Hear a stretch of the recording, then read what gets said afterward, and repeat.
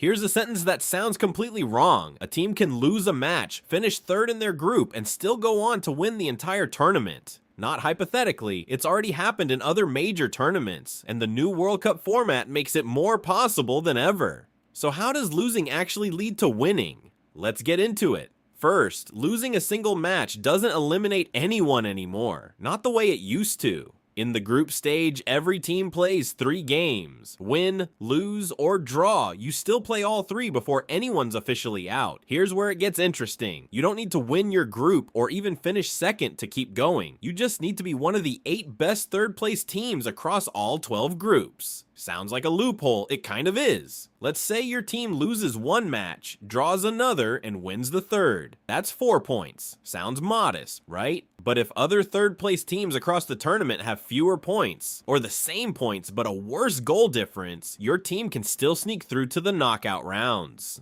A loss on paper, a ticket to the next round in reality. This isn't just theory. We've actually seen this exact scenario play out before, just not at the World Cup itself. At Euro 2016, one of the competing nations drew all 3 of their group games. They didn't win a single match. They finished third in their group, and under that tournament's expanded format, that was enough to sneak through. They kept grinding, kept surviving knockout match after knockout match, and ended up lifting the trophy. A team that couldn't win a group game became continental champions. Even more dramatic, at the 2023 Africa Cup of Nations, the host nation looked finished. They were on the verge of group stage elimination, and things got so bad they fired their own head coach in the middle of the tournament. They barely scraped through as the worst ranked third place team of the entire competition, and then they won the whole thing. You know the type. The team that limps into the knockouts looking completely beaten and somehow peaks exactly when it matters. So here's the part that should make you nervous if you're rooting for a good team. In theory, finishing third should mean you're worse than the teams that finished first or second. In practice, it just means the group stage math worked out in your favor. Goal difference, goals scored, even fair play points based on yellow and red cards, all of it can decide whether your team sneaks in or goes home. Sounds harsh. It is. A team could pick up extra yellow cards in their final group game and lose a knockout spot to a team that played cleaner, even if that other team also lost. Once you're through though, none of that history matters. The slate gets wiped clean. Every team left in the bracket starts the knockout stage exactly equal. So here's the real takeaway. The World Cup doesn't just reward the best team in your group anymore. It rewards survival. It rewards just barely being good enough at exactly the right moment compared to 11 other teams you're not even playing against. So next time your team draws or even loses in the group stage, don't panic. Check the math first. Stranger things have already happened, and at a 48-team World Cup, they're about to happen again. If this finally explained why fans are obsessively checking other groups' scores during their own team's game, hit subscribe because this format is going to produce stories nobody saw coming.